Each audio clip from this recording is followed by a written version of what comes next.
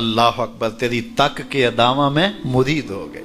اس بوڑھی عورت کا قصہ بھی آپ نہیں بھول سکتے، جو گھر کا سامان باندھ کے اپنے دروازے پہ بیٹھی ہوئی تھی، اور اس نے سنا تھا مکے میں ایک جادوگر آیا ہے، جسے ملتا ہے اس کا دین چھین لیتا ہے، کہیں ایسا نہ ہو کہ کہیں اس سے ملاقات ہو جائے اور وہ دین ہی میرا چھین لے، مجھے شہر چھوڑ دینا چاہیے۔ گھر کے تھڑے کے اوپر سامان باندھ کے بیٹھی ہے، حضور بھی گزرے تو اس نے دیکھا تو کہا بھتیجے یہ سامان میرے سر پہ رکھ دے۔ حضور نے سامان اٹھایا، دیکھا تو بوجھل تھا، وزنی تھا، اور بڑھیا کو دیکھا تو کمزور تھی، تو کہا کہ بڑھیا اگر چاہو تو جہاں چاہتی ہو میں خود نہ چھوڑا۔ اس نے کہا اس سے بڑی مہربانی کیا ہوگی؟ حضور نے سامان اٹھایا ہوا ہے اور بڑھیا سے باتیں بھی کرتے جا رہے ہیں۔ تو بڑھیا کو کہا کیوں جا رہی ہے؟ اس نے کہا کہ سنا ہے یہاں ایک جادوگر ہے جو لوگوں کا دھرم لوٹ لیتا ہے، لوگوں کا دین لوٹ لیتا ہے۔ میں نے ساری زندگی بتوں سے وفا کی ہے، میرے آباء و اجداد نے بتوں سے وفا کی ہے، میں چاہتی ہوں دین اجداد ہاتھ سے چھوٹ نہ جائیں، آخر اس شہر میں رہتی ہوں کہیں مل نہ جائے۔ خیر حضور نے کچھ نہیں کہا، اس کا سامان نہیں پھینک دیا کہ ٹھیک ہے تم پھر جاؤ۔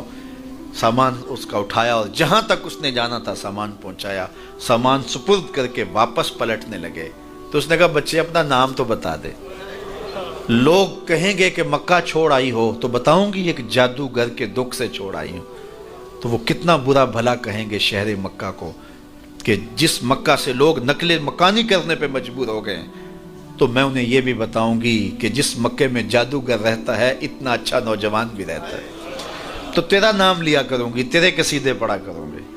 تو حضور علیہ السلام مسکرا پڑے، کہا بڑھیا جس جادوگر سے بھاگ کے آئی ہے وہ تیرے سامنے کھڑا ہے۔ اس نے کہا سچ سے آپ ہی محمد ہیں؟ حضور نے فرمایا نام میرا یہی ہے۔ تو اس نے کہا پھر آپ کا جادو میرے پہ چل گیا ہے۔ اللہ اکبر، تیری تک کے ادامہ میں مرید ہو گئے، لوگوں کی خدمت کریں، بوڑھوں کے کام آئیں، دکھیوں کے کام آئیں، مصیبت زدہ کے کام آئیں۔ حضور یتیم ہو کے یتیم پرور تھے، لاچاروں کی مدد کرتے، لوگوں کے گھروں میں پانی بھر کے دے دیتے، اور دکھیوں کے کام آ جاتے اور مصیبت زدوں کے کام آ جاتے۔ تو حضور سے پیار کرنے والوں، امت میں آپس میں حسد نہ پھیلاؤ، بغض نہ کرو، نفرتوں کے پہاڑ کھڑے نہ کرو، ایک دوسرے سے پیار کرو، جڑو، امت وحدہ بنے، اور اپنے ماحول کو، اپنی معاشرت کو ایک خوبصورت معاشرت کا رنگ دو، اور اپنی زندگی کو حضور کے نام کر دو۔ حضور علیہ السلام کی محبت سے معاشرے کے دکھ جو ہیں وہ سمیٹے جا سکتے ہیں۔ آقا کریم علیہ السلام نے محبت سے ہی معاشرت کو جو ہے وہ اپنے قریب کیا، اور لوگ ایمان کی دولت سے مالا مال ہو گئے۔ وہ ایک بچہ آیا نا اپنی ماں کے لیے لباس لینے کے لیے، اور پہلے وہ گیا اپنے چچا کے پاس، اس کی ماں بیوہ تھی اور اس کا لباس پھٹ گیا تھا، اور وہ اپنے چچا کے پاس گیا تو اس نے دتکار دیا۔ ماں نے اس کو روکا تھا بیٹا نہ جانا، لیکن اس نے کہا کہ تیرے بدن کے اوپر جو لباس ہے وہ بھی پھٹ گیا ہے اور جگہ جگہ سے جسم جھلک رہا ہے، تو میں اپنے چچا سے آپ کے لیے لباس لے کے آتا ہوں۔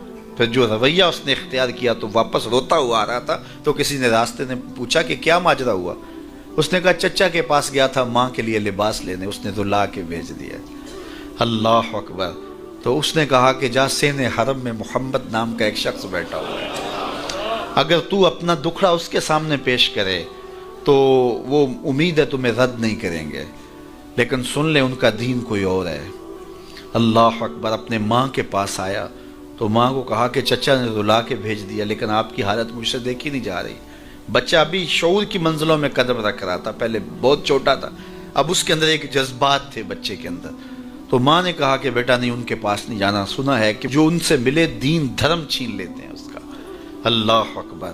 تو حضور علیہ السلام کے پاس جانے سے ماں روکنے لگی، لیکن بچے نے کہا کہ امی میں پکا رہوں گا، بتوں کا وفادار رہوں گا، تم اس ٹینشن کو، اس پریشانی کو چھوڑ دو۔ اور حضور کی خدمت میں حاضر ہوا۔ حضور صحن حرم میں چادر اوڑے بیٹھے ہوئے تھے، اور جا کے کہنے لگا میں پہلے بات آپ سے کر لیتا ہوں، آپ کا دین میں نے قبول نہیں کرنا۔ حضور مسکرا کے بولے بیٹا بتاؤ کس لیے آئے ہو؟ کہا میری ماں بے لباس ہے، میں آپ سے لباس لینے آیا۔ حضور نے چادر رحمت اتار کے اس کے کندھوں پہ ڈالی۔ اللہ اکبر۔ وہ واپس آ گیا اور ماں پر حضور کی چادر اڑائی۔ اللہ اکبر۔ اور ماں نے کہا کہ بیٹے اس نے اپنا دین تو نہیں تجھے دیا؟ کہا نہ میں نے پہلے کہہ دیا تھا تیرے دین نہیں مانوں گا۔ ماں کہنے لگی پتر اس کا دین ماننا چاہیے، یہ جس نے رحمت کی چادر ہمارے سر پہ تان دی۔ کچھ لوگ کہتے ہیں جی بس میں تو اللہ کی مخلوق کی خدمت کرتا ہوں، میں تو حج بھی نہیں کیا، اس کے پیسے بھی غریبوں کو دے دیے ہیں۔ وہ تبلیغ کرتے ہیں لوگ کہ جناب قربانی کے پیسے بھی اگر غریبوں میں دے دیے جائے تو یہ زیادہ اچھا ہے، ان کی مدد ہو جائے۔ تو وہ اس خدمت خلق میں اتنا غلو کر جاتے ہیں کہ وہ اسلام کے شعار کا مذاق اڑانے لگ جاتے ہیں، اور جو عبادت والے ہیں انہیں ہمسائے کو دیکھنے کا موقع بھی نہیں ملتا۔ اور آپ جانتے ہیں کہ جب ایک بستی کو برباد کرنے کا حکم دیا گیا تو کہا کہ یہاں تو ایک شخص رہتا ہے جس کا سر سجدے سے اٹھتا ہی نہیں، کہا میرے بندوں کے اوپر قیامتیں ٹوٹیں اور ان کے اوپر ظلم اور جبر کے پہرے ہوں اور اس کے ماتھے پہ شکن نہیں آتا، اس کے سمیت ہی بستی کو لٹ کے رکھ دو۔